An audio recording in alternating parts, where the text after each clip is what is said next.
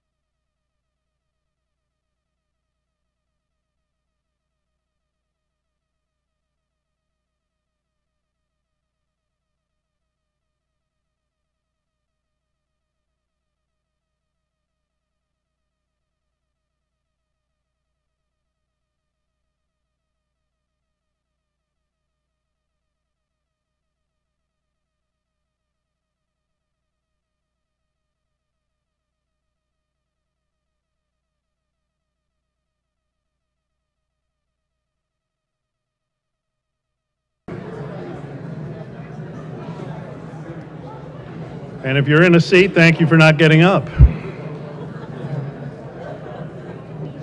There's always one.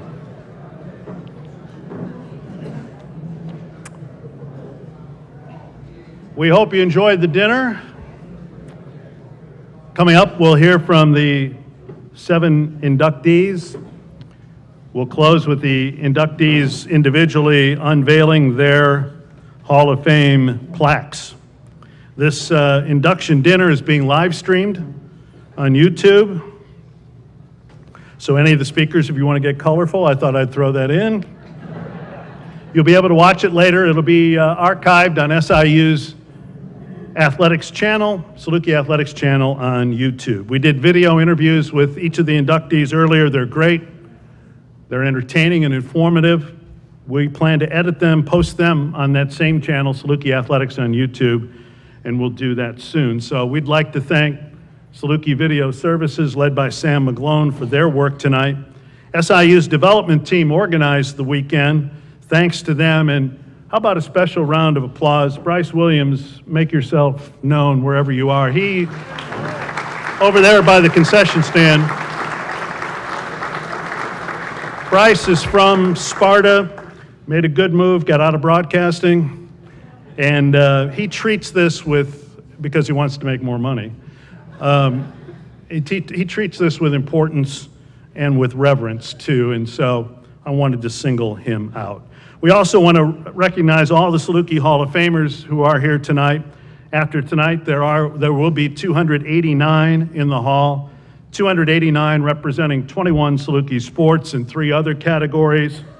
We have 20 Hall of Famers, including myself, here tonight. I'd like to introduce each of them individually, and if you would stand so we can recognize you.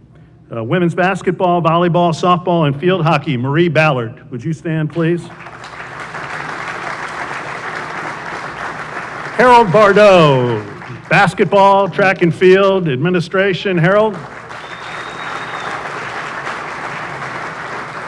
Kay Brechtelsbauer, legendary softball coach.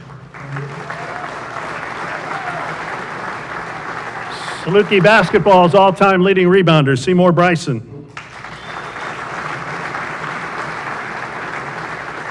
Philip Coleman, 1981, track and field. Ivory Crockett is still setting records. Track and field, 1979 inductee. Ivory. Diane Doherty, legendary Saluki women's golf coach. Andre Herrera, one of the great running backs all time in Saluki football.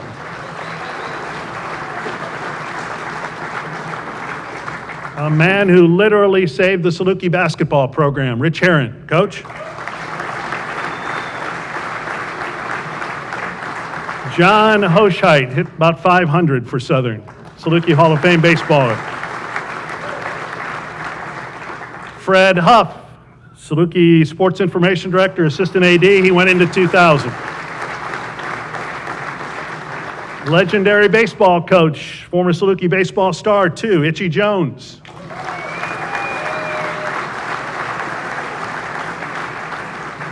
Maybe you heard this guy earlier, Jerry Kill, legendary Saluki football coach.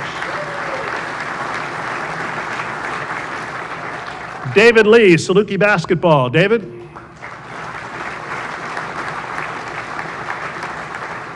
Swimming, 2002 inductee, Susie Rashid. Susie? Rick Shipley went in 2006, Saluki basketball. Ray Tabaki went in last year, Saluki baseball and other sports, baseball. Speaking of legends, Charlotte West, 1982 inductee. And representing the late Bill Cornell, Saluki track and field, cross country, please welcome Rose Cornell. Rose?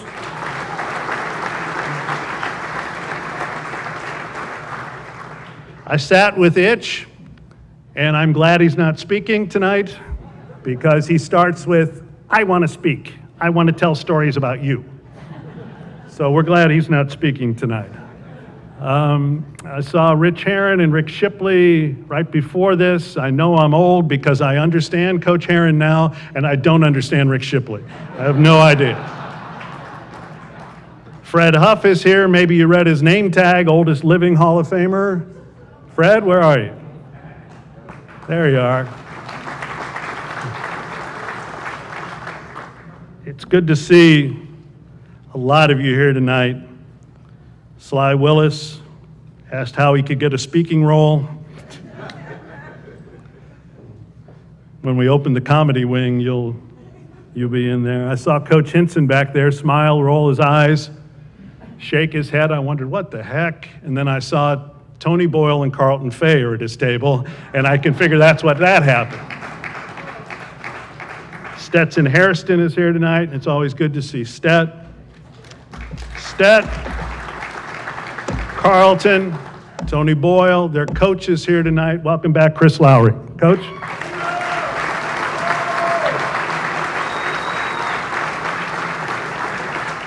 It's great to see all of you here. Now the inductees and the main attraction. Our first inductee built teams and a program when he coached here, coaching Saluki basketball from 1999 through 2000.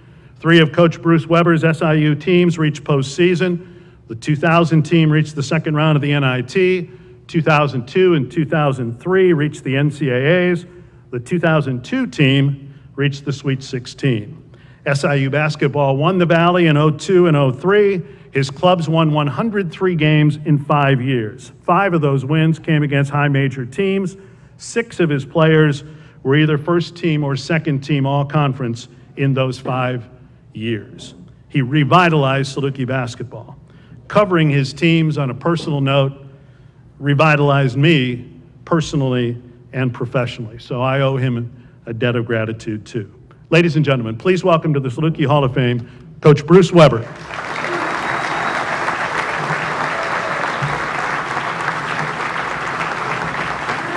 Thank you.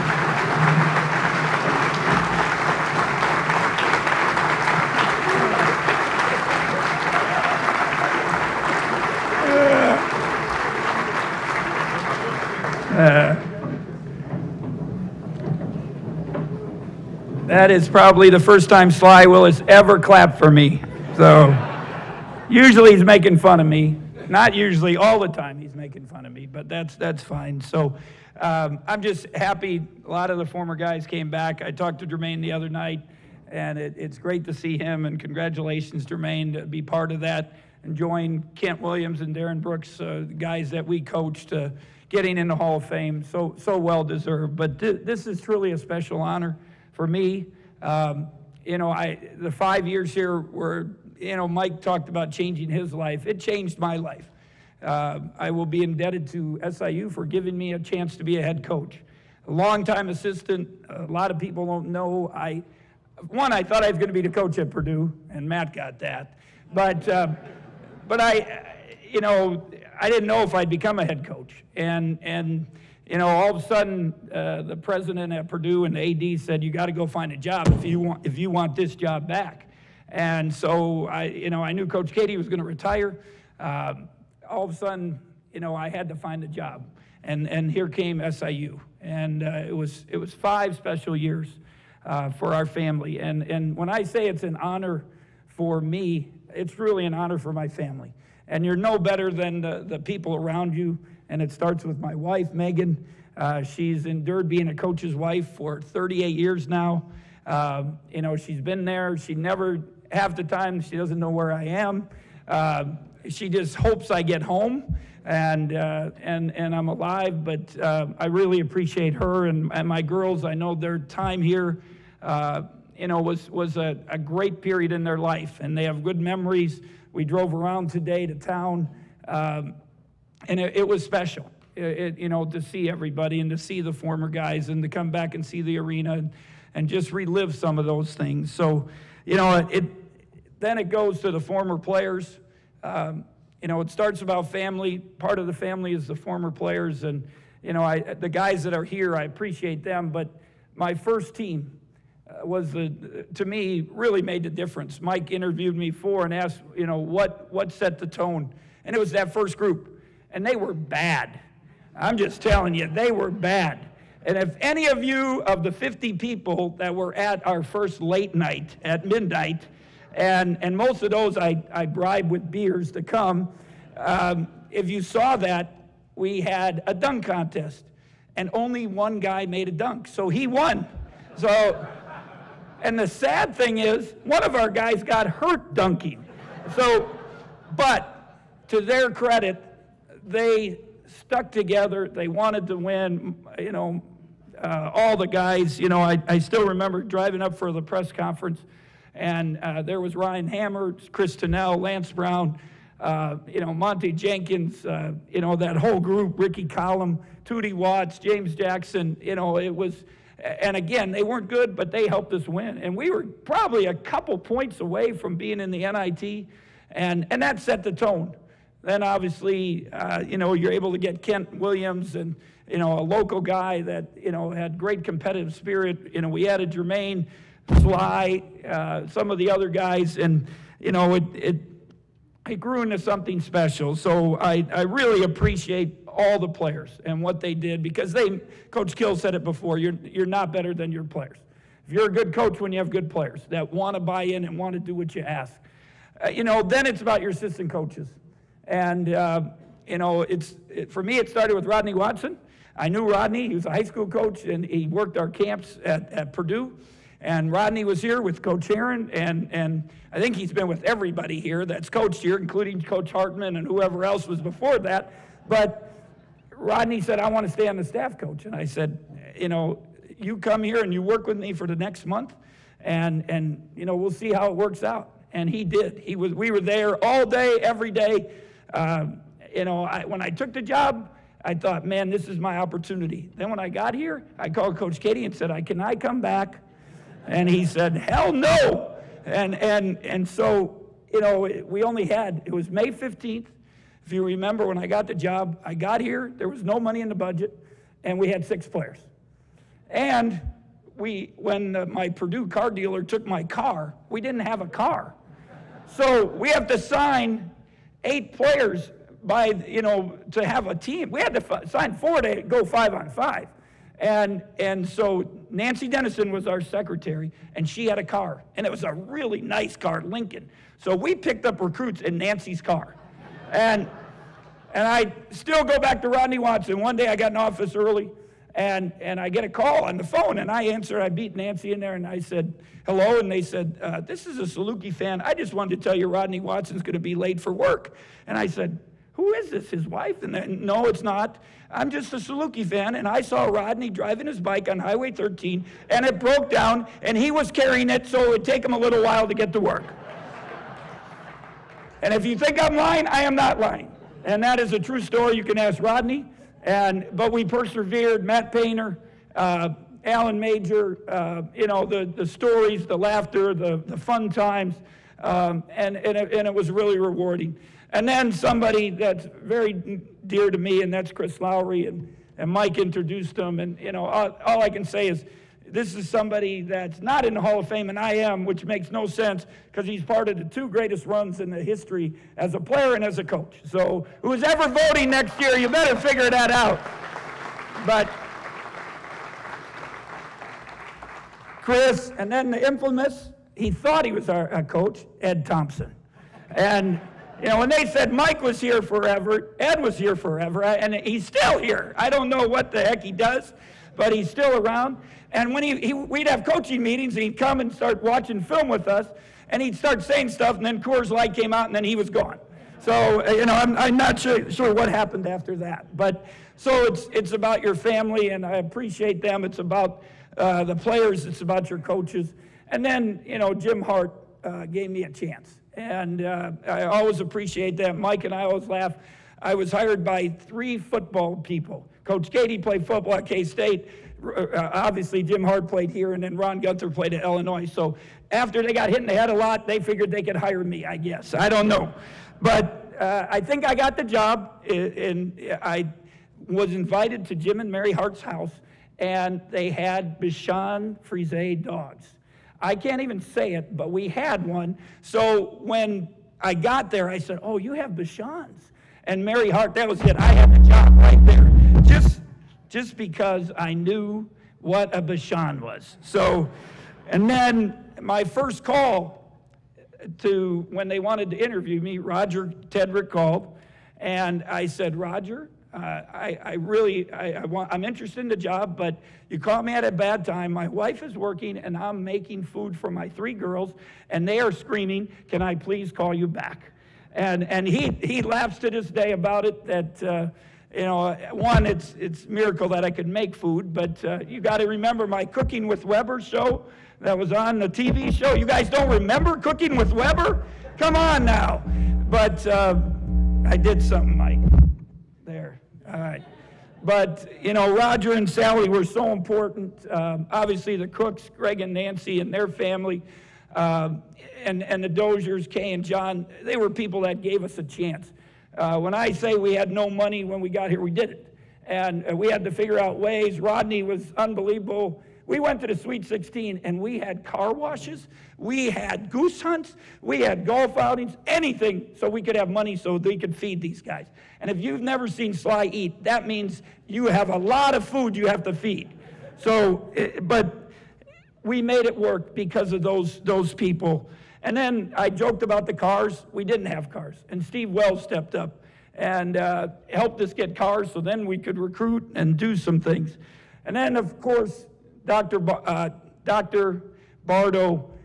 became the interim AD and actually gave me a contract, which was nice. It was more than 1 page. And I felt good about that, like maybe I could stay here for a while. I got to my press conference, and the people came up and they say, you're going to leave. And I was like looking around, where am I going? And they said, well, we know you're going to leave. And I said, I just got here today. Give me a break. And then Dr. Bartle stepped up and gave me a little bit of a long-term contract. I appreciate him. And then somebody that's special to us. And, the arena here is unbelievable. And Barry, I hope you appreciate it, and all the people, because what we had before and the guys that played here was not very good. My first group did not go in our locker room. And it was so bad. It was connected to the football locker room. And somebody, engineering-wise, did not figure out by the end of football season, it stunk so bad, our guys wouldn't use it except before games. And I joke about it. The thing we did use, and we always showed off, was Bill McMinn's rec center. And we always appreciate Bill and what he did for our program. And we had recruits, we signed guys, and they would say, we loved it here, but can we see the arena? And I'd go, oh, I forgot. Maybe we can see it tonight, and we'd come in. But again, when we had people in the stands, it was truly amazing. So, and then last but not least, Dr. Let the big dog eat, Dr. Knapp. He was unbelievable and, was a special man to our program, and we always appreciate them. For me, there's so many memories from the dunk contest to my first game at Murray State. Mike will remember I got a technical 1 minute and 29 seconds into the game.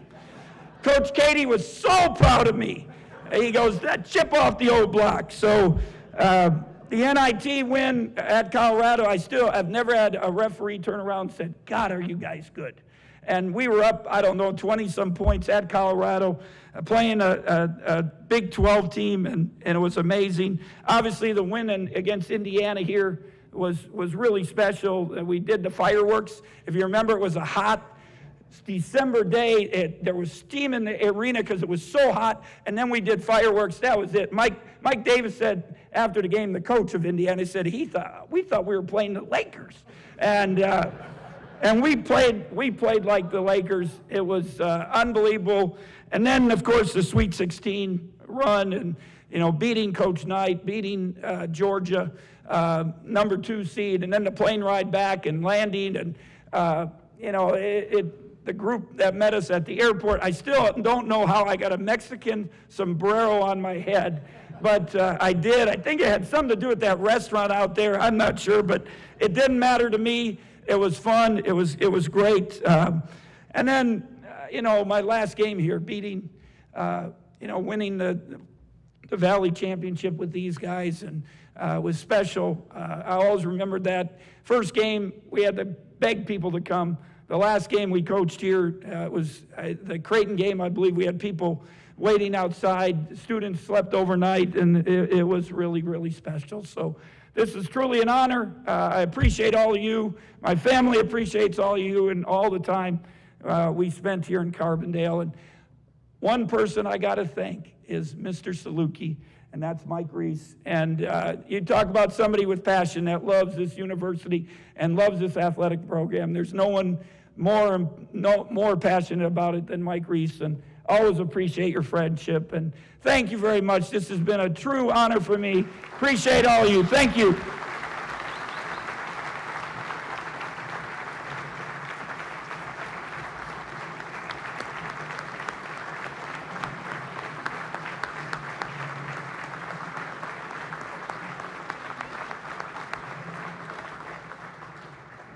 Thank you, Coach, and congratulations. Yeah, I remember the early technical in the first game at Murray, and I remember saying on the air, is this going to happen every game now with this guy?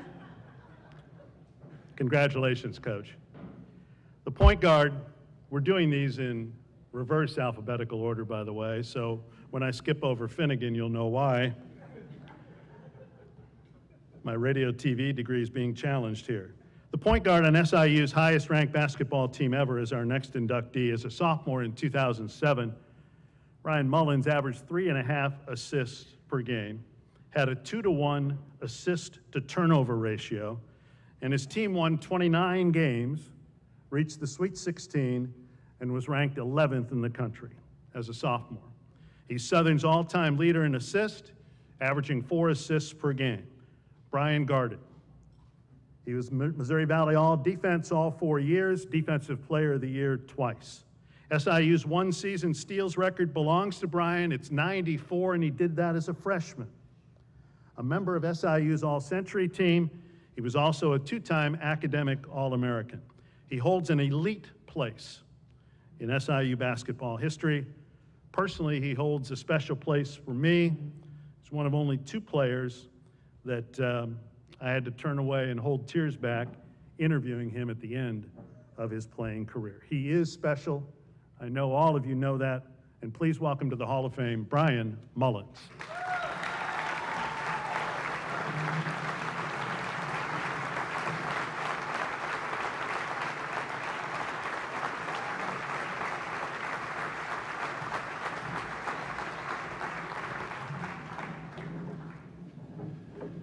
Thank you.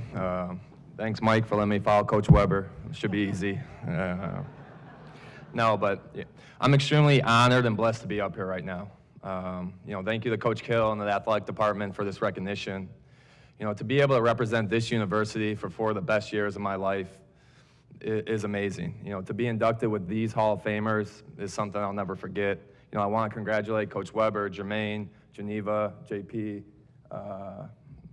Mallory, PJ, sorry, JP, PJ, on the induction. I think a common theme with this inductees class is clearly winning, and for us and here in Carbondale, I think everyone appreciates winning. And, I think it says something that you can come here as a student athlete or a coach and accomplish all your goals that you want to. I have to start first and foremost and thank my parents. They say you are who you are because of your parents. And that could not be more true for me. I am who I am because of my mom and my dad. Guys, thank you for everything. All the car rides, all the car trips to practice and games. You guys, they maybe missed 1 or 2 home games here in Carbondale. I hope it made a difference. The good games, the bad games, to come out of the locker room and to have you guys here, you guys always made everything better for me. Thank you for showing me and teaching me what true discipline, work ethic, humility, kindness, and love looks like. A quick story about my parents that's really stuck with me is, every year when me and my brothers would get our report cards, they'd be mailed home to us in elementary school. And so my parents would get them first, so we wouldn't know what they would look like, the grades. And my parents would always meet with us individually. So they would call us separately to the living room, and they'd ask about the school year, they'd ask about the teacher, they'd ask what's your favorite subject and how you think you did. And then my dad would always ask the same question, the same question every year. And it was the same question he would ask after baseball practice or a soccer game or, a basketball workout. And he would ask, did you do your best? And, I'm not going to lie to my parents, obviously, so I'd always say yes. I was brought up not to lie, so I'd say yes. And that would basically be the report card meeting. And he wouldn't show me the report card, and obviously I'd see it later. He wouldn't look at the report card in front of me. It would be closed in the envelope, and he would just ask, did you do your best? And for me, I realized it wasn't about the grades or the stats or the trophies. It was simply, for me and my brothers, about doing our best in everything we ever did. I have to thank my brothers. I got an older brother and a younger brother. I wouldn't have been the player I was at SIU without them. My older brother, Brendan, he beat me up for 18 years before I got to Carbondale and made me the player I was. And my younger brother, Mike, he was the biggest fan, the biggest supporter to this day still for both of us.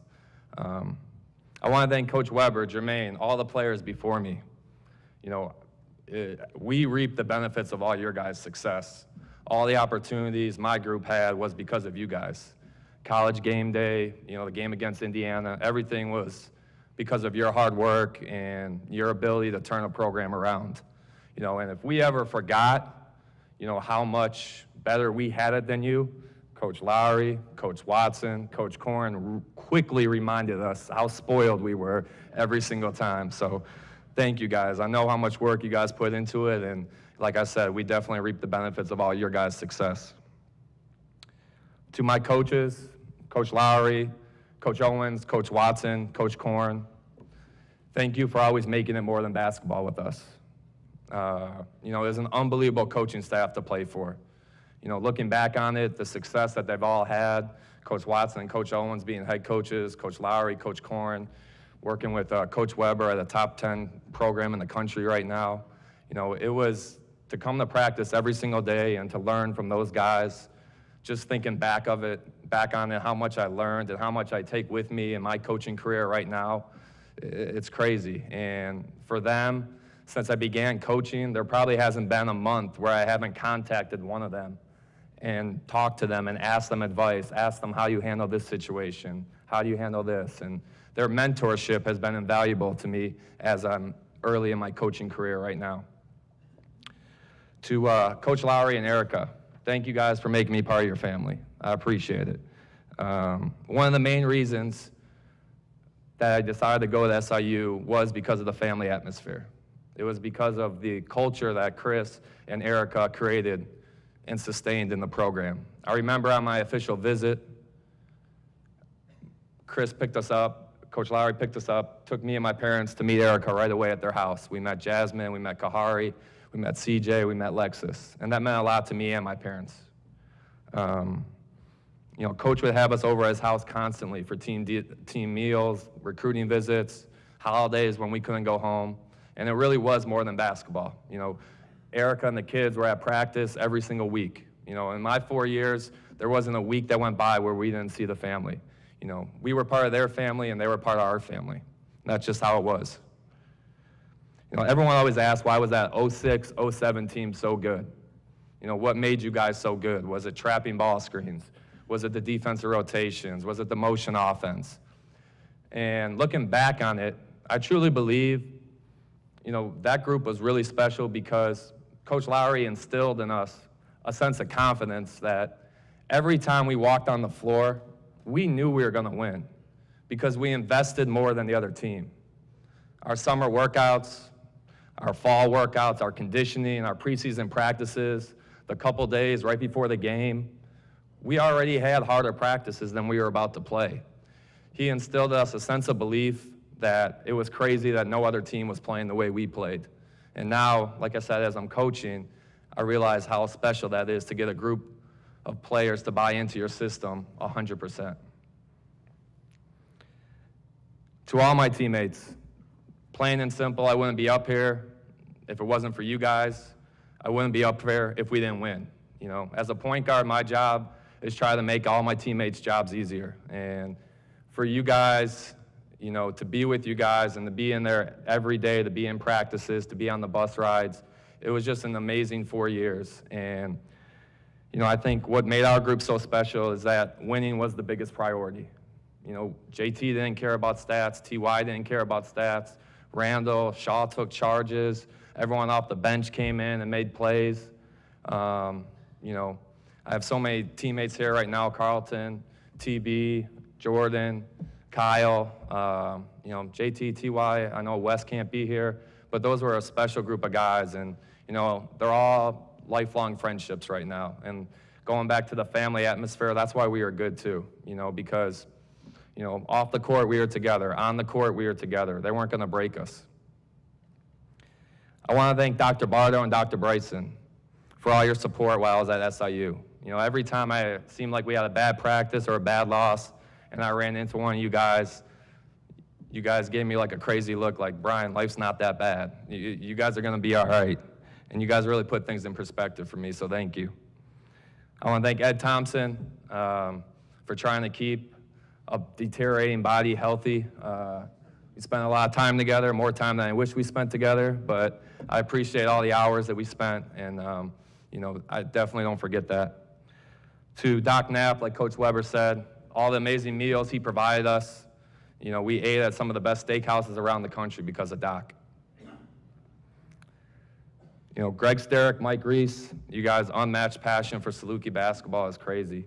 By far the best radio team in college basketball. Thank you guys for all your friendship. Lastly, I want to thank the Southern Illinois community. You know, you guys are what makes this place so special. To be able to play in this arena with this type of atmosphere was incredible. The advantage that we had from your passion and energy will never show up in the box score, but I promise you it was recognized and it was feared by every opposing team that came in here to play us. The atmosphere that you created during my years here is why college basketball is so great. You know, to be able to have college game day here in Carbondale, I think is something that we'll never forget in this region. You know, it was a special day for the university, and like I said before, I'm forever grateful to be a part of it.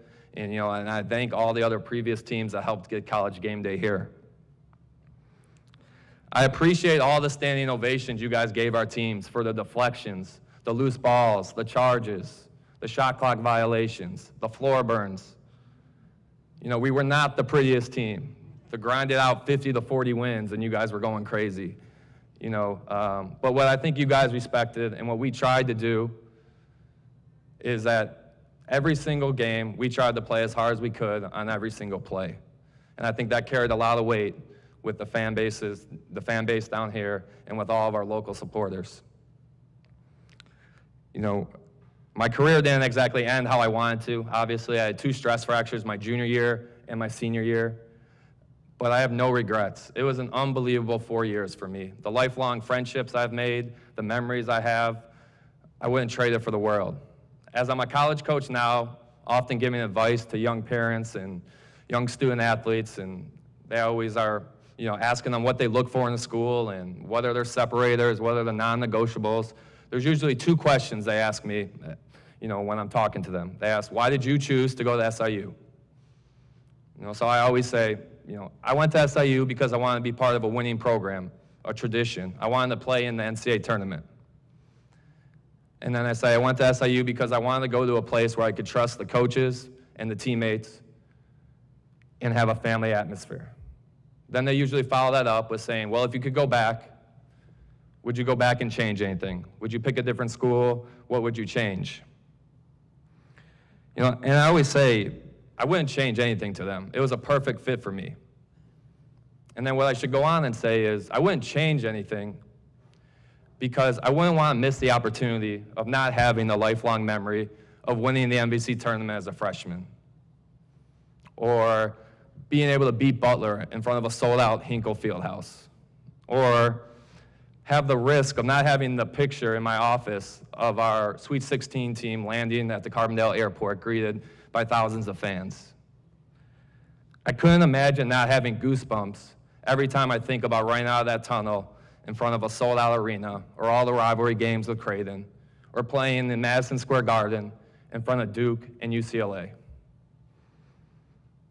My career wasn't perfect, but I have no regrets. I wouldn't change anything for the world. SIU was a perfect fit for me. It was where I was supposed to be.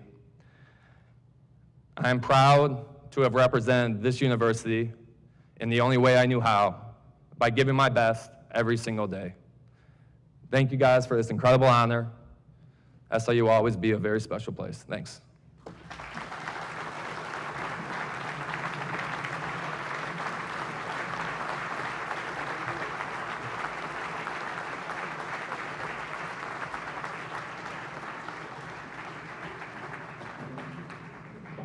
Thank you, Bryan, and congratulations. Which SIU athlete has accomplished more individually, nationally, and internationally than our next inductee, Jeneva McCall? Certainly nobody in Saluki track and field. She won a school record 3 NCAA championships in the weight throw, hammer throw, as well as the discus. Her 2 championships in 2012 enabled the Saluki women's team to place 13th nationally, the 2nd highest finish in school history. She also finished runner-up 3 times in 3 different events. Jeneva is a 13-time All-American. She won 15 Valley Championships. Internationally, she won the hammer throw at the 2013 World University Games. So she's the first American woman to medal in that event in world competition. Few SIU athletes have ever accomplished individually what this Hall of Fame inductee accomplished. Jeneva McCall. Jeneva?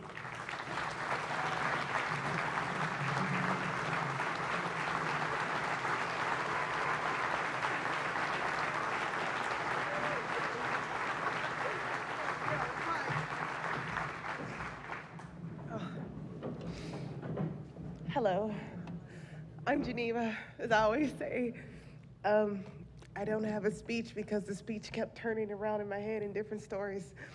The only thing I can say is thank you, because with this and my mentors giving me scrapbooks and articles, I got my college years back. I half the time I would go to practice and just stay there forever. Go to school, study tables, remember that, y'all. And I would go home and, I kid you not, I slept 15 hours a day. So you see me in practice, class, study tables, sleep, and that was my life for 4 years. When I got the scrapbooks, it gave me my college years back because I didn't know I was doing well. I had no idea. I just did whatever coach told me to. I'm like, okay, coach. And in those scrapbooks and articles were people I would talk to and spend time with that I never took pictures with, and I have everybody else's life, you know, like, oh, and so did this, you know, and the other column and stuff, and the pictures. When I got the call, I was in Jamaica for the shot put, and I was in Jamaica throwing the shot, and my grandmother had gotten cancer, and you know Coach Gill's story. So I thought it was one of those times where Coach called Coach Kill to talk to me about, you know, handling. I did not know. It was the, sorry, I am not a crier. I did not know it was about the Hall of Fame. And when he didn't even tell me, to be honest, because I couldn't get reception down there. Hey, Jeneva, it's Coach Kill. Give me a call. Okay. The former head coach and four-time Olympian, Coach Connie Price-Smith, kind of gave it away. I was so excited. When I got home for the first time, I took out my diploma from him. I kept my diploma in the same box as my MVP Most Valuable Player athlete award that I won in conference, because I chose to go there instead of walking across the stage to graduate. So getting this award, I can actually hang that thing up instead of saying, this was my graduation, y'all. So I held that plaque up like, yeah, I graduated today. And pretty much 2 events in college and track and probably life. Thank you, everyone. I'm a talkative person. I love strangers.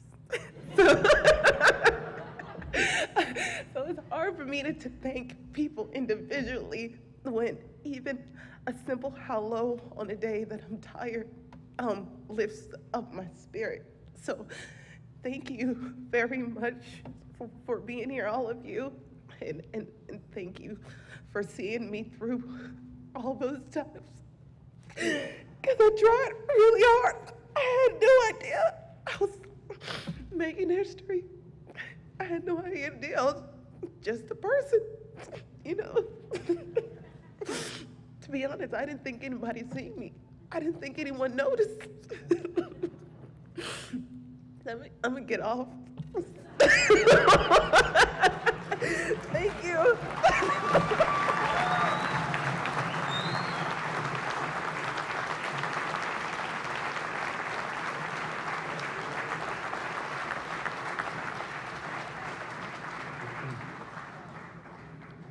Thank you, Jeneva, and congratulations. When it comes to Saluki football running backs, only 2 ran for more yards in their careers when our next inductee concluded his Saluki career in 1972. George Loukas rushed for 1,427 yards in 3 seasons, 1970 through 72. He was the second player in SIU history to rush for over 1,000 yards in a season, rushing for 1,024 in 1971. He was the first Saluki to run for over 200 yards in a game against a Division I team when he ran for 224 against Wichita in 71. He did that on 35 carries, and he was among the first in school history to score 3 touchdowns in a game. Ladies and gentlemen, Saluki Hall of Famer George Loukas.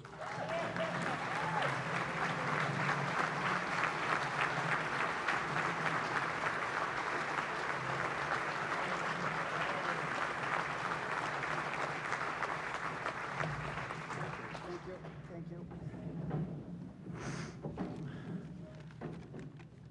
There have been a lot of tough acts to follow tonight. But the coach mentioned a few things about the team effort.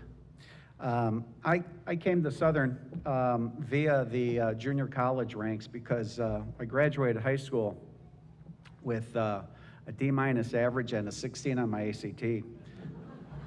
They told me that I couldn't read and comprehend. I said, no, you guys can't teach right. I went to a military prep school for 1 year, and I started there as a quarterback, and we won the Virginia Military League Championship. And at the end of the season, they said, you've got to start waiting the tables. I go, why? Because you're on a partial scholarship here. I said, well, how do I get out of it? Well, you've got to play another sport. I said, okay, I'm going out for basketball tomorrow. I ended up making the team. I got to miss my responsibilities in the kitchen. Then I played baseball. And from there, I went, because I've got a 750, I think, on my SAT scores out there, I went to Wilson Junior College in Chicago Southwest Side. And I commuted there via bus to get my first year out of junior college. And I started in football there. We won the Illinois, we were #1 in the state of Illinois as a junior college. And I told my dad, I said, Dad, I'd like to go to a school next year. Can you help me with tuition? He said, son, he worked in the steel mills. He said, son, if you want to go away, you've got to make your money and go anywhere you want to go, do anything you'd like to do. And I said, okay. So I was going to school. After school, I'd work the night shift at U.S. Steel Mill. And that spring, I came down to visit Coach Towers, and I asked him if I could try out as a quarterback, defensive back, and a punter. And he said, well, if you're any good, you can probably start as a defensive back. So I said, okay. I go back home. I finish my my summer work at the steel mill, and I go down to the train station, and who do I meet but Joe Bungie, who was a starting defensive back for Southern that year. And he says, George, what do you play? I said, defensive back. I said, the coach told me that if I'm any good, I could probably start. He started laughing, so he says, wait a minute, guys, come over here. And he called up the 3 other guys, Chuck Oro, Bill Buzzard, and Wallner, something, I forget his full name, but these were the other starting defensive backs for Southern. And I told them the story, and they laughed all the way to Carbondale on the train. It was pretty funny. So, here I am. I'm paying my way for camp, and the first thing that we did was to be eligible to play, you had to run the half mile under 2:20. Nobody ever told me to prepare for football, to be a half-mile runner. So I tried to make it as best I could. I crossed the line after Coach called 2:20, and I said, God, I made it. And as I found out, I did not make it. And that stuck with me as a memorable idea that I have to be prepared physically and mentally to participate in the game. So after that fall season, the only benefit that I got playing on the scout team was we played the freshman team at the end of the season, and I played 3 different positions, and I did well. And at the end of that practice, Coach Towers comes up to me and says, George, come to the office. And at that point, he says, George, we're going to give you a full scholarship and reimburse your tuition for the next, from the fall. So I was very happy about that. So the winter workouts come in. I'm busting my rear end in the field with my teammates. And we have a spring ball. It's fun playing behind Bob Hasbury, the #1 rushing back in SIU's history during my time down there. He was a 6'2", 200 pounds running back, and he was. I was by the end of spring ball. I was second string after Bob Hasbury. At the end of spring ball, Bob Hasbury, as most of you know, had a knee injury which terminated his career as a running back. And I don't know if any of you people know it, but Mr. Hasbury had a sad ending to his life a few years later. But going on to my senior year, or junior year, 71, when I ran for 1,000 yards, one of the benefits for me was I knew my plays, I knew my linemen, and the most important thing was the nine men that I'm going to read off their names who were blockers for me. And that was Craig Rowles, Bill Jackson, Dick Smith, Lionel Antwine, everybody knows him, Nate Stockey, Paul Dumas, Jack Rushing, Bob Kroll, Mark Otis. Those were the men that made my job on the field simple. Get the ball, go through the hole, and get as much yardage as you can. That mentality carried over to my post-college career, that if you work your butt off, you can set your goals high. If you fall short, you're still going to succeed. And, I owe my career to my linemen. They did a great job for me, and I did my simple job of following through and being a running back. And the difference between 71 and 72 was we had all the returning linemen for that 72 year, but we were missing one element in our package, and that package was our quarterback. Brad Pantkos in 71 did an outstanding job leading our team, and he did mention to me that, George, you wouldn't have gotten any yards unless I handed you the ball. And I reminded him that one time he threw me a pass. I was the lead blocker, and I was running, and Brad threw the ball to my hand, the lead hand that I was running with, and that was not a very good throw, Brad. But that was one of the fumbles that cost me the record of 3 fumbles in a season. But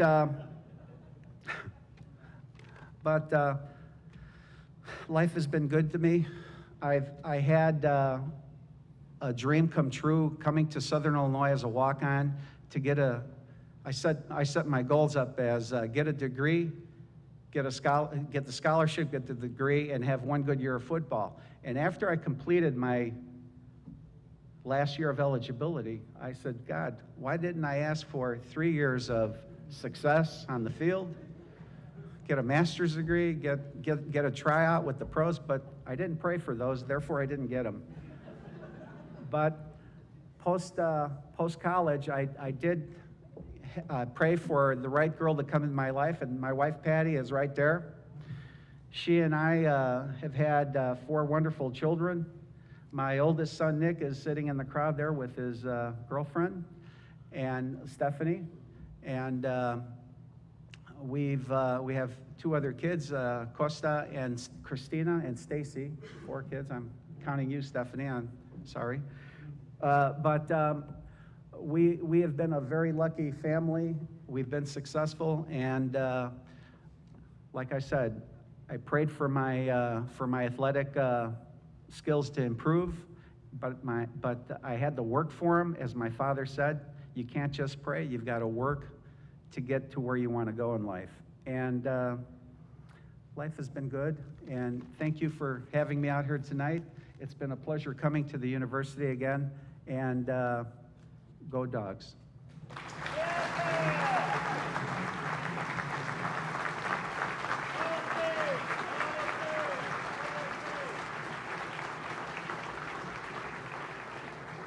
Thank you, George. Congratulations.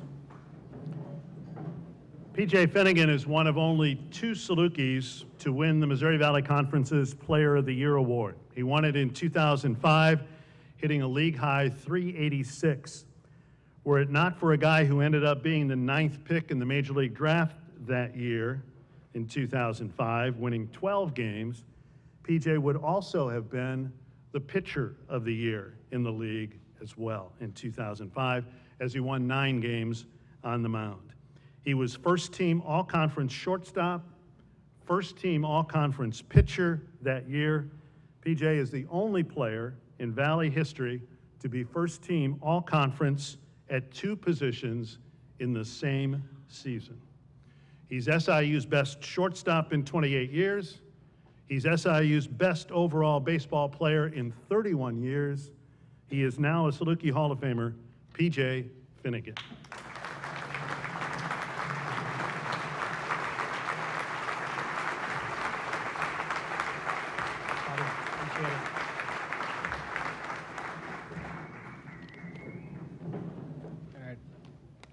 I've already heard there's a swell around the room that the money's on me to make this short and quick, so go ahead and start your timers now.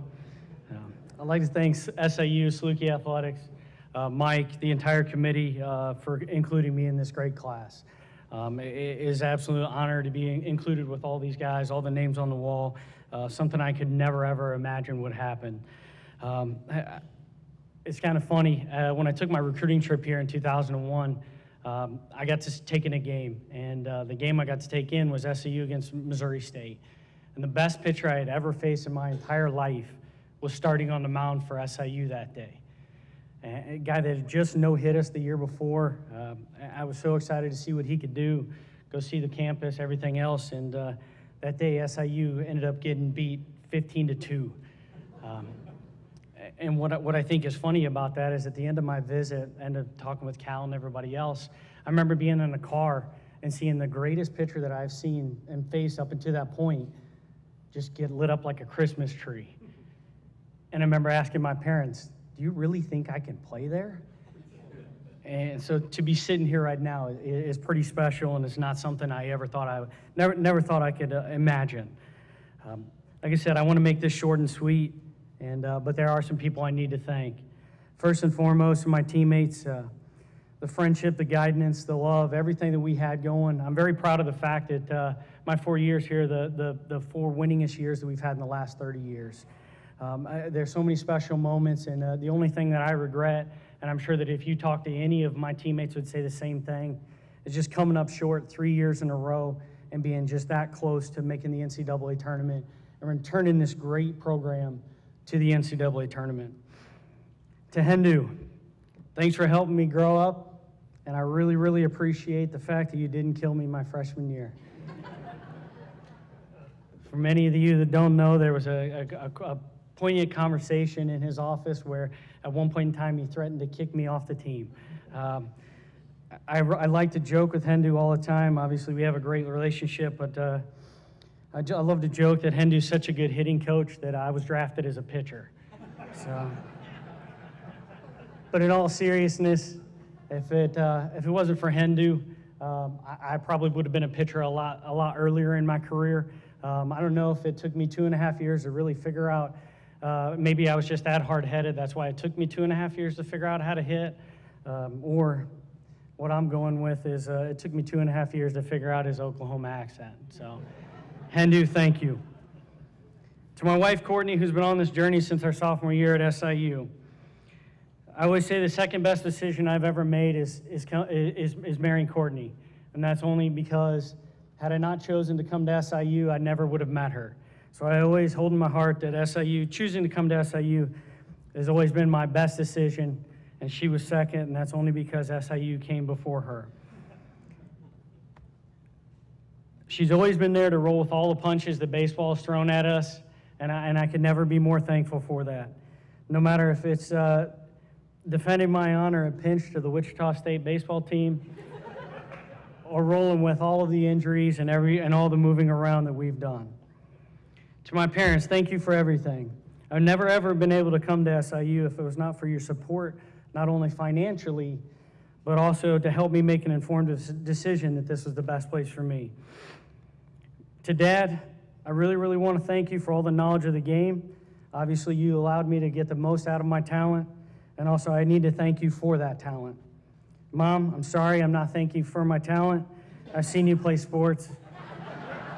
I know that's not where it comes from. That's okay, because I know my two most important genes that made me the player that I am are the toughness and work ethic that you instilled in me.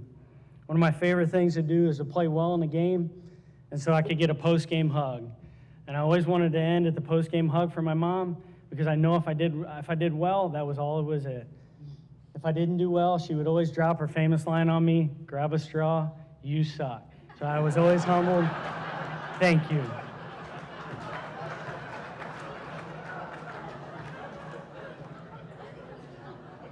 And last and certainly not least, I want to thank Cal. I've been struggling, trying to put into words how to thank someone that's had such an impact on my life in just a short speech.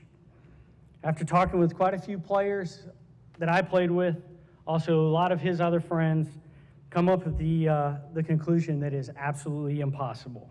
I think all you need to know about Cal is that when I chose to come to SIU, I accepted my worst scholarship offer. That wasn't because the opportunity was great to play here right away. It wasn't because we had a winning program at the time. It was because I believed in his vision, and I loved the honesty, and because he made SIU feel like home. I strive every day to be closer to him and to instill the same things in our guys. I know that I will never get there. I'll never be quite the person, quite the coach that he was, but I always know that there will be things that hang with me, such as the checkout rules at a hotel, or his favorite line that he loved to drop on me, nothing good happens after midnight. So I have to say thank you to Cal, and just say thank you for the impact he's made on me daily and all the opportunities that he's blessed me with here at SIU. Thanks again for everybody that's been a part of this incredible journey. It's truly been a remarkable one that still continues today. I hope that all of us can continue to tell our stories about how wonderful this place is and just share the experiences that we had to make this place truly, truly the wonderful university that it is. Thank you.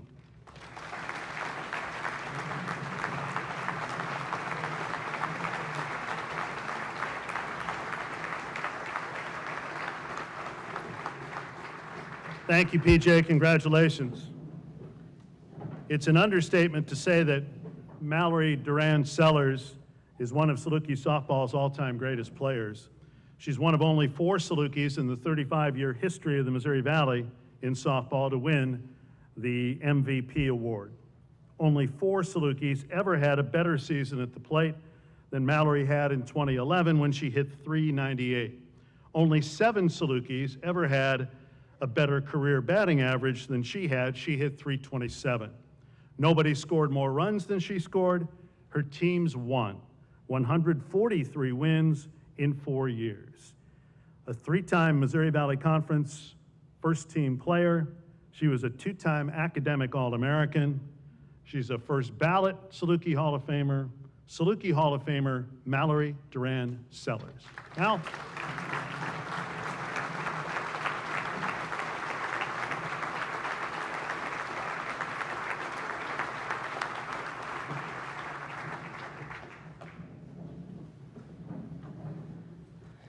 I'm gonna lower these a little bit. Jermaine, I'll remember to heighten them again for you. So there's actually an article in the Southern that posted earlier this week that listed me as 5'4". I'm 5'1 3/4", so I made sure to wear 2-inch heels tonight so I could live up to that. So thank you all for being here to celebrate the accomplishments of myself as well as the other inductees. I do want to thank Coach Kill, as well as Bryce Williams, for putting on this event to celebrate our accomplishments tonight. If anyone takes a close look at my career, they notice pretty quickly that my freshman year looked a little bit different than my other 3 years. My batting average my freshman year was .187. And if anyone doesn't understand softball statistics, just trust me, it's really bad. At one point in time, Carrie just asked me to just bunt, just square, and just put the ball on the ground. And I did, and I watched the ball not hit my bat. And I thought that was the beginning of the end, for sure. I'm actually shocked she continued to put me in the lineup at that point. I think if I were you, I would have just cut my losses, called it a bad recruiting move, and sat me on the bench. But instead, she made me a team captain the next year. So it took a lot of people to help to get me out of that hole. And so there's a lot of people that I want to thank for that. As previously mentioned, Carrie Blaylock, of course, is someone that I want to thank. Coach Weber, I think you said a minute 29 is how quickly you got a technical. If Carrie coached basketball, I think she would beat you, I'm pretty sure. There's not technicals in softball. It's warning and then straight to kicked out. Carrie would skip the warning straight to kicked out. So, but Carrie, thank you for believing in me when I really didn't believe in myself anymore. You really were the reason that my career turned around and why I'm here tonight. And you were the reason that I came to SIU in the first place. I knew that you were a genuine person, and I knew that I was going to enjoy playing for you. With club softball, a lot of times games will get pushed back because they just want to fit everything in. And we played a game at 2 a.m. in the morning, and the only college coach that was there was Carrie. And so I knew that she wanted me to come to SIU really badly, and I very, very quickly found out that I wanted to play for her really badly. Carrie, sometimes I really do still miss hearing your famous "just be better" line. That really is timeless advice. I hope you're still using it. So, thank you for your mentorship, your unwavering support, and now your friendship. Next, Jen Sewell. Thank you for getting my batting average out of the 100s. I really appreciate that. I tell people all of the time that you are one of the best in the nation at what you do. You're absolutely incredible. Compliments are a little bit hard to come by from Jen. She's not easily impressed. But the ones that you did give me stuck with me because of that. You didn't speak empty words, and I really respected you for that. There's also just no quit in you at all. The last game that I ever played for SIU was actually against Illinois State in the MVC Conference Championship game. It's not one of my fondest memories. We were losing by a pretty significant amount. You all don't need the details, but it was a significant amount. And my last at-bat, Jen walked up to me. It was the last inning. I think I was a leadoff batter. She walked up to me and she coached me. She told me what the pitcher was doing and what I probably needed to do in order to get a hit, and I did. So my last at-bat at SIU was a single rather than getting out. And in that moment, I just kind of realized how amazing of an individual she is. I wasn't going to be playing for her anymore after that, but she continued to coach me until my very last at-bat. So, Jen, thank you for your investment in me over the years. And then my teammates, thank you for enduring the craziness of the two individuals previously mentioned with me. So. But I really wouldn't be here without my teammates. As Reese mentioned, one of the records that I hold is runs scored. And that's obviously not a record that you set yourself, especially as a 5'2" leadoff batter. I wasn't really hitting a whole lot of home runs. And so thank you. I really was surrounded by some absolutely amazing athletes during my time here. Some specific individuals that I want to thank. Jana Spivey, I guess now Cowsert, is that correct? You will always be Jana Spivey in my mind, but she held the RBI record while I was playing with her, so clearly she was a direct contributor to my success. You were quite the competitor, and I enjoyed playing with you. Haley Gorman. Haley and I came in at the same time, and while I was failing miserably my freshman year, she was crushing it, and so Haley, thank you for pushing me, challenging me, and I valued your friendship during our time. And then Trap, can I still call you that? Trap? Okay, Trap. Christina Pisoni now. Absolutely loved being co-captained with you, mostly because when Carrie would call me first, I would screen that call, let it go to voicemail, and then she'd call you, calm down, and then call me. So I appreciated that. But in all seriousness, you really did embody what it meant to be a selfless teammate, and you were absolutely amazing to play with. To my mom and dad, thank you for all the love and support that you've given me throughout my entire career. I don't know how much money was spent on plane tickets from Denver to St. Louis during my career, but I'm thankful for every single dime that was spent. I was really, really homesick my freshman year, and it was because I missed you guys. And I hope that someday my kids have the confidence to go off on their own, but still miss their mom and dad like I did. So thank you for your love and support. Finally, Nick, my husband. So the reason my name is Duran-Sellers is because I got married my senior year. I was the first player in SIU softball history to get married while playing, and Carrie'd be lying if she said it didn't make her nervous, right? Yeah. But it worked out fine, right? I'm here now. But I really was super thankful to have you as I wind down my career at SIU. Thank you for watching Game Tracker and the little dot for all of my games. I'm going to forever be grateful for the game of softball and for Saluki Athletics because I had the opportunity to meet so many amazing people that are in this room. I also had the opportunity to work for this athletic department, and those were some of the best years. It was such a blast. I love this place, and just as previous inductees have mentioned, it really is a sense of family, which is why I came here, and I'm sure all of the other inductees would say the exact same thing. And so I'm so thankful for the Saluki family. Sorry, lost my place a little bit. It is absolutely an honor to be here, and it really is an honor to be recognized for my athletic accomplishments. But I really do, though, hope that more than anything, during my time here that I represented Jesus well through how I carried myself, whether we were succeeding or whether we were failing, regardless of what was going on. And so, if anything, I hope to be remembered for that. Thank you to everyone that supported me throughout my career as well as here tonight. Congrats to all of the other inductees, and go Dogs.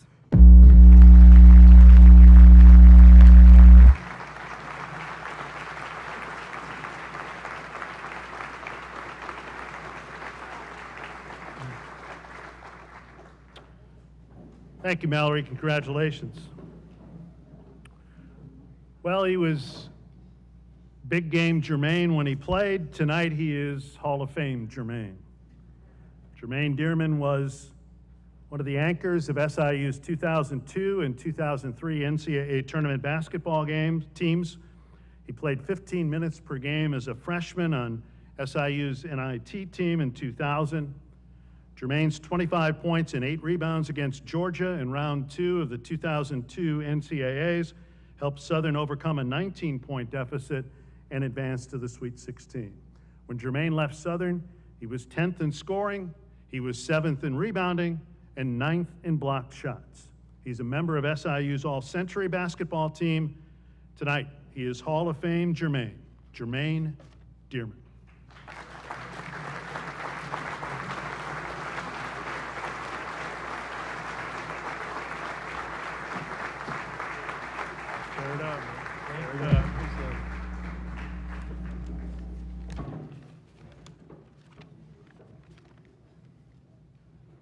Thank you all for coming out.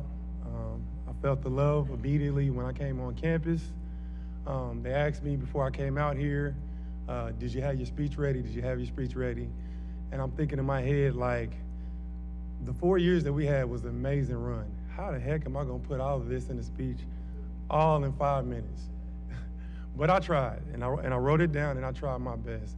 I do wanna say that I wanna send a salute out to Dr. Bardo and Dr. Bryson for you guys paving the way for us. And I definitely enjoyed the love and the support that you guys gave us every step of the way. Even when we were down, some of the tough games we had, you guys continue to give us the motivation to keep fighting. So it definitely feels good to be home. I'll definitely say that. Back where it all started, SIU, baby. All I know is go, Southern, go. You hear me? That's all I can ring in my head. And I definitely want to give praise to God, because I know without my strong foundation and faith, I wouldn't have the success that I had, and nor would I be the man that I am today. God has always been there for me, pulling me through tough times, even when I doubted my abilities.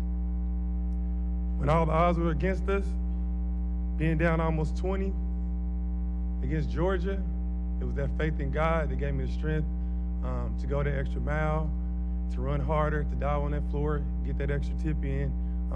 It was all because of God. People ask, Dearman, how did you do that? You guys were down 19. How did you guys go on that run? I mean, what did you do? It wasn't an amazing formula. It was all the strength of God. It was my faith, and He got us through. I will say, I'm definitely honored to be recognized amongst some of the hardest working people to ever represent SIU. So congrats to my other fellow 2018 inductees. You guys are truly amazing. I don't know. Sorry, we got some technical difficulties. Sorry, I know that was probably annoying you guys. But I definitely want to say congrats to you guys. You guys are very deserving, and you guys truly made me proud to be a Saluki. I also want to say a huge thank you to Coach Keel and Mike Reese, even though he acts like a coach sometimes,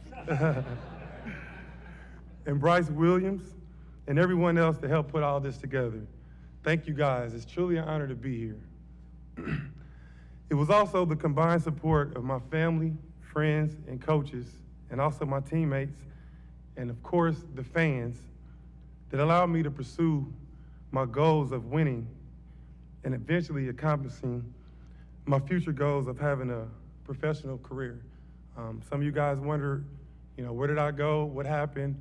So after I left SIU, I was blessed to have a career overseas. I was able to play in 7 different countries, including Turkey. I was there 4 years. I was in Paris, France for a year, Japan, China, to name a few. And it was all because of the success, and it all started right here in Carbondale. So thank you guys. Thank the whole city. I thank the town. I want to acknowledge my loving mother, Brenda Chambers, who's sitting over here, and also my late grandmother, Thelma. Some of you may remember our run. All of my shoes that I wore in the games, I had RIP to Thelma, so that's who she was. My mother and my grandmother were who raised me and instilled a lot of things that created me to be the man that I am today.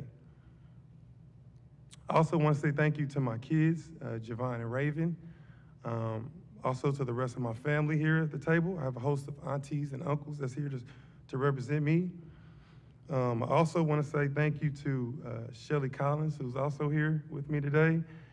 You always supported me throughout my career, and even when I was overseas chasing my dream, I know you were always there in my corner. Even though I got on your nerves a lot, you never gave up on me. You made sure I had a meal in my stomach, and I came home to a clean home, so thank you for that. I also want to say that to my mother, you are the reason that I am the man that I am today. It was through your love and wisdom that always kept me on the straight and narrow. I wanted to be great. I wanted to be great for our family. I wanted to be great for myself. I wanted to be great for you. I wanted to be great for our team. I wanted to be great for this city. And it was your love and support that made sure that happened. So thank you, Mom. I love you. I also want to take the time to shout out my second family. I hear that I've been using this word family, right? Carbondale, you guys are my second family. You hear me? Wherever I've went, I've made sure that you guys were acknowledged for all the blessing and all the love and support that you guys gave me. I was a young kid when I came here, 19, 20 years old, never left the city of Indianapolis, didn't know what to do. But the whole city and the town, you guys accepted me as one of your own, and I never felt out of place. So I want to say thank you guys for that. I was lucky enough to be amongst some amazing and gifted athletes, to name a few. Kent Williams, Darren Brooks, Stetson Harrison, Roland Roberts. I mean, the whole roster I can go down. You guys are the reason why I'm truly blessed. You guys helped me excel. There's no way that I could be standing up here accepting this award without you guys' help and love and encouragement. Who would have thought that tall, skinny kid from Indianapolis that was underrated could join a team like this and be able to shock the world? Many counted us out. Many didn't know what a Saluki was. Heck, I didn't know what a Saluki was when Coach Weber came and got me. I'm gonna be honest. I said, that's how you, Saluki. All right, I see a dog. I said, well, what kind of dog is that? They said, well, it's an Egyptian racing dog. I said, well, okay then, I guess I'm a Saluki. But now, when I go out in the city and I go into town and I tell people where I play ball at, they said, oh yeah, the Salukis. I remember you guys, I remember that run. So it was all because of the support of my team. So thank you guys for that. I also want to say, I considered a few different options when I came out of school. I had a few different places I wanted to go visit. But when Coach Weber and Coach Painter came to recruit me, first of all, the love was there immediately. Coach Weber made sure that I was taking the right classes, because even though I had an opportunity to have a scholarship, the route that I was going, I couldn't even play a video game, NBA 2K, with some of the things that I had going on. But Coach Weber made sure he came and pulled my hand, took me to that guidance office, and made sure that I took the right classes. I had my right core 48, and my SAT and OSTEP scores were where they needed to be. So thank you, Coach Weber, for coming to find me and having that faith in me and making sure that things got handled the right way so I can have the opportunity to put you guys on my back and be a part of this family. So appreciate you, Coach Weber, and everyone else that was along the way. I also want to say thank you to, I also wanted to say thank you to Michael Haywood. How can I forget you? You came into my house when I was in high school. And those of you who know me know that my mom really had her arm around me coming up. She made sure that I made the right decision. So anything that happened, you had to get the okay through mom. So I don't know if Coach Weber sent you or how you made your way there, but you found your way to my house, and you asked my mom, what did she want, and what did she expect out of me in college? And she let you know that I wanted to have a degree. She said, I don't care what he does. I know he loves basketball, but he's not leaving that school without a degree. And so I wanted to have a degree in business marketing. And Michael Haywood told her, looked her in the eyes, said, I will make sure before he leaves SIU, he has that degree. And thank you, Michael Haywood, because you kept your word, and I ended up getting that degree. Thank you.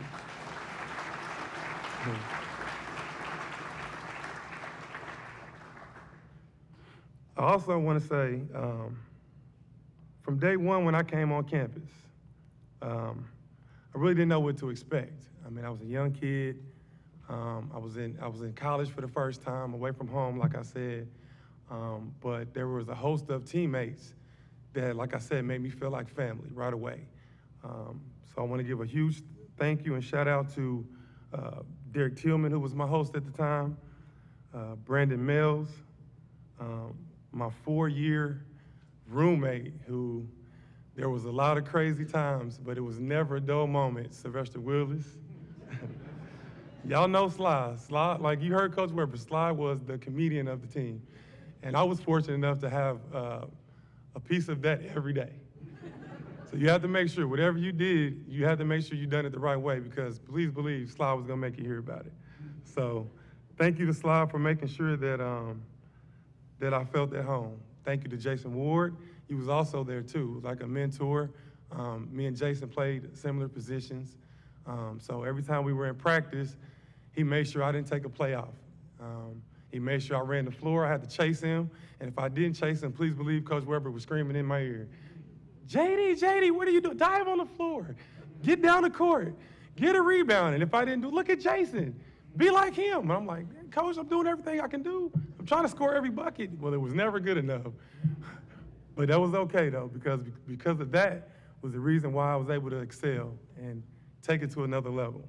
So thank you to Jason Ward for making me run the floor. I also want to say thank you to all of the staff that made things comfortable for me during my time here. Thank you to Ed Thompson for making sure that we were strong, making sure I stayed stretched out, make sure that I prevented my injuries. I should have took some of your advice. I wouldn't be limping up here like I did today. But thank you for getting me through college for sure. I definitely want to send a thank you and RIP to Doc Knapp for, like Coach Weber said, making sure we had some great meals, make sure that we were healthy, and make sure that we were on the bench. If we needed anything, he had it. If you needed gum, Doc Knapp had gum. Whatever you need a Band-Aid, Doc Knapp had a Band-Aid for you. So I want to definitely give a big thank you out to him. And this brings me to one of my important pieces in my success. Thank you for believing in me, and thank you for not giving up on me to all my coaches and the coaching staff. It's not one thing or one individual that didn't make sure that I succeeded on the court. So once again, thank you to Coach Weber, thank you to Coach Painter, thank you to Coach Majors, thank you to Coach Rodney Watson, thank you to Coach Lowry, thank you to Coach Mitchell. You guys saw potential in me. And you guys definitely pushed me to the limit. Coach Lowry was the type of coach that he'll talk about you. If you don't do what you're supposed to do, he's gonna let you hear it. So thank you for pushing me. Thank you for making sure things were done. I remember Coach Weber used to always give us life lessons. Not just lessons about basketball, but before every practice, there was some kind of quote that was on the board. And y'all remember. And some of those quotes stuck with me throughout life. One of my favorite quotes that I remember Coach Weber had put on the board was about being in a foxhole. And he used to say, look around you. You know, these are the type of people that you want to have in your foxhole. If not, you better figure it out. And that foxhole was a reference that he had kind of like when it was war times. And I felt like the way that we had to fight and some of those tough positions we were in, down 20, playing against some of these big teams that people expected us to lose. It was like being at war. And I had to look around, and I wouldn't have it no other way. My teammates that I was surrounded with, my coaches that I was surrounded with, those are who I wanted in my foxhole. So thank you, Coach Weber, for making sure that we got it done. And when I say he made sure we got it done, he made sure that we thought about what we did and we acted on it. And if we didn't, he made sure literally that it got done. So one of the stories that I kind of remember, which there were several, but throughout our run, we had a bullet on our back or a target on our back. We started out with being a team that nobody expected to win. But as we won and we continued to grow and win home game after home game after home game, we ended up getting a national recognition. So I remember one time we were on a winning streak and we went to Iowa. Coach, I don't know if you remember that, but we had back-to-back games in Iowa. And we were on a roll. I think we might have been winning like, I don't know, 7, 8, 9 games by that time. And we went out there, I think we played against Creighton and I want to say Iowa State, I believe it was. But we had some tough games. And let's just say it was a long road trip back home. And I'm the type of player that, if you guys watched me play back then, when I had the braids swinging, and like Coach said, I did spin moves. He said, JD, you're gonna put someone's eye out with all those spin moves you're doing. I played with passion. And when I lost, it hurt. And I thought about it for days. And if you were ever on a road trip with us, and I'm sure Ed, who's I know was here at the time, and I can't see who other faces was here, you know that if we won, it was a party. Coach didn't care what you did on the way home. You can party, you can laugh, you can joke, whatever. Well, this particular time when we lost, it was quiet. You can hear a pin drop, and that's how it's supposed to be.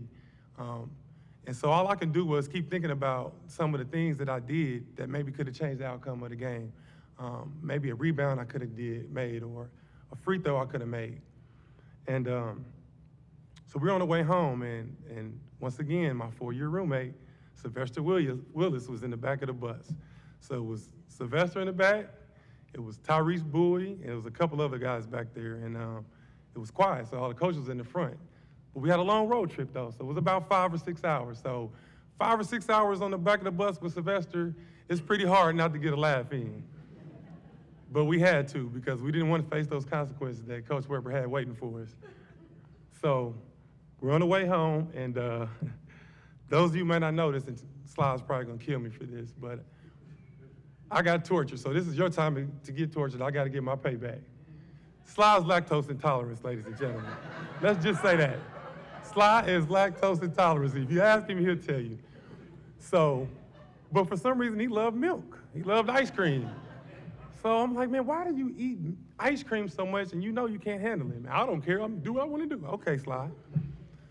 So we're in the back of the bus. We're quiet. Get back to the story. We're in the back of the bus. We're supposed to be quiet. I don't know what Sly drank that day, but I heard some whispering. All of a sudden, Tyrese Bowie has a lighter. I'm like, no, don't do it, man. Coach is gonna kill us.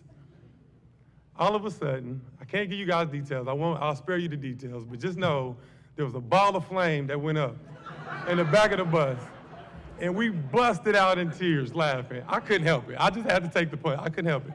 We busted out in tears. So after we laughed, everybody's looking around like, oh, Coach hears? I know he heard us. Coach Weber, I know he was upset about the game. He just kept looking for it in front of the bus. I'm like, man, maybe we got away with it. So we get back. It's a long trip. We get back to the arena. So we're getting our bags off the bus. So normally after the game, the next day we have the game off. So we're getting our bags, and Coach Lowry comes to the back of the bus. He goes, yeah, Coach said we got game film tomorrow at 2 o'clock. So I'm like, oh, okay, well, maybe, he's just mad at us because we lost. We got to watch game film, see what we got to do better. All right, cool. So the next day comes, we get to the arena.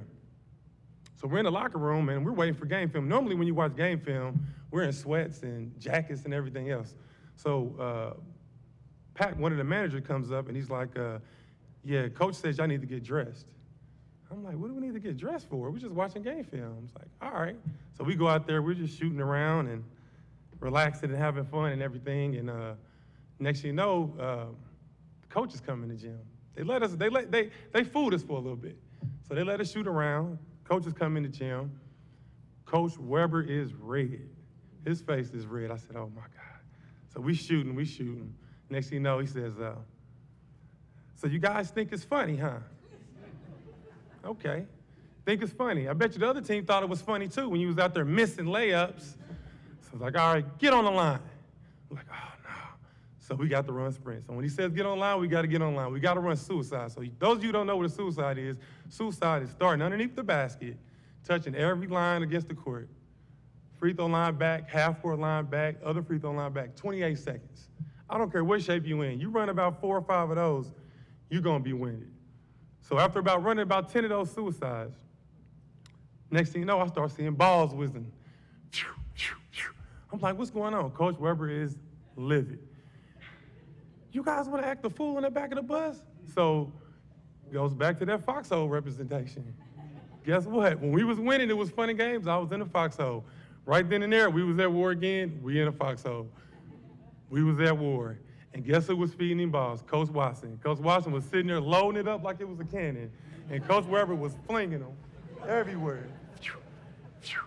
Kicking them. Luckily, nobody got hurt. So, Coach, I'm not going to get you in trouble. But I know I felt some wind going past my ears a few times. But all I wanted to say with that story was thank you for that foxhole representation. After that, I made sure we did everything we need to do and get them motivated so we wouldn't lose no more games. And we sparked our run. So just wanted to say thank you for that. And thank you guys, and thank you coaches for breaking us down, giving us that tough love when we needed it. But it created a leadership that was instilled in us, and a leadership that I felt like was in our DNA. Just like Mullins mentioned, that's where it started from, things like that. So that continued success helped us survive and helped us create the legacy that we have. So I just want to say, let's keep that support going. Let's give these new teams and new players the same strength and support that you guys gave us. And let's go Dogs.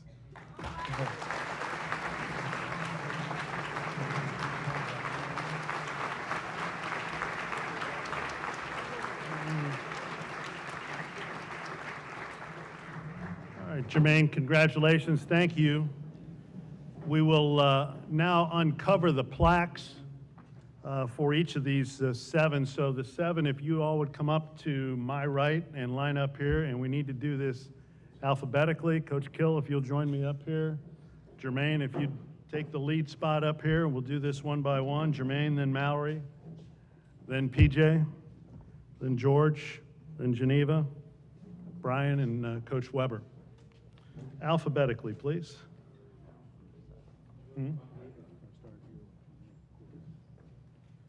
All right, we will now uncover the plaques. Jermaine, would you come up? You're up first. And of course, your plaque is down there by your ankles. Right. Yeah. Well, that's what happens when your name starts with D.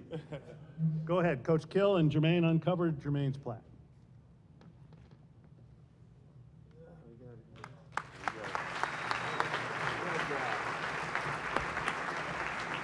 There you go.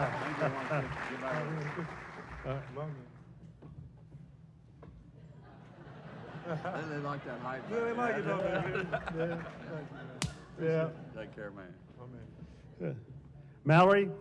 Mallory Duran-Sellers. And of course, she's 5'1", and hers is at the top. Really? Really?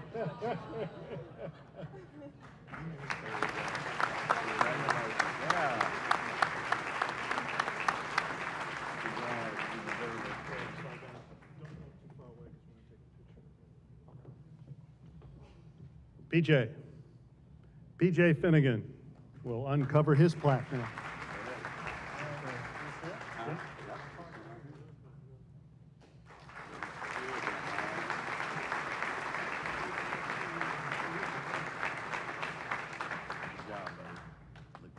George, come on up. George Loukas will uncover his plaque.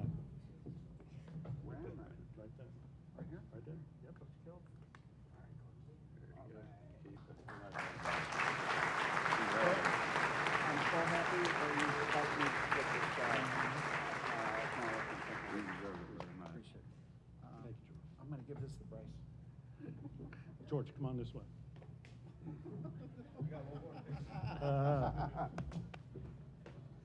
Jeneva, come on up, please. Jeneva McCall.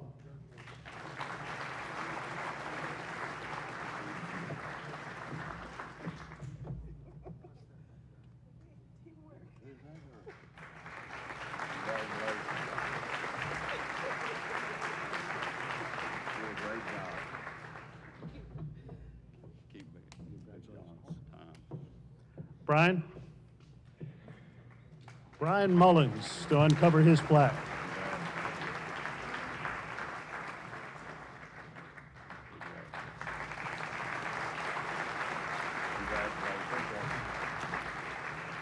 And Coach Weber.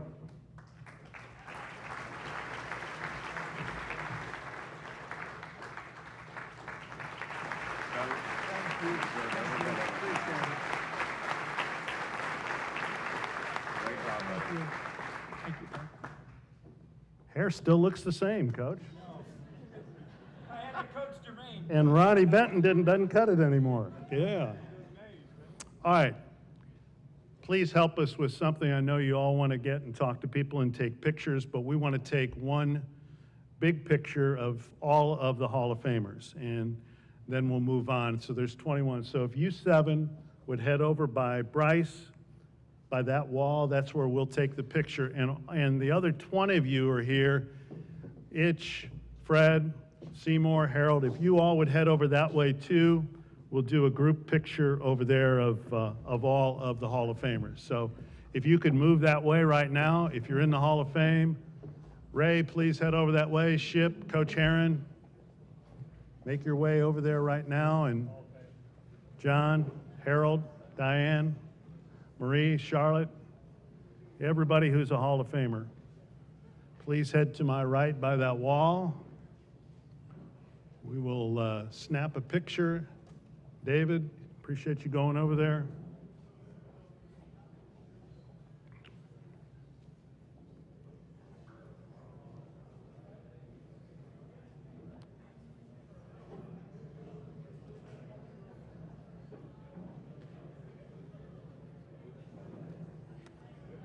Hang on one more minute, make sure these three can go through.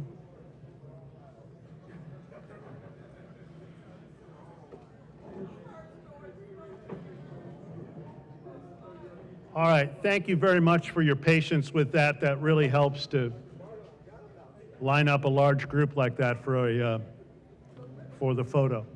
Thanks to all of you for coming. We hope you had a great time. This is a terrific class, and we appreciate you being here tonight. Thank you. Have a good night. Drive safely. Go Dogs.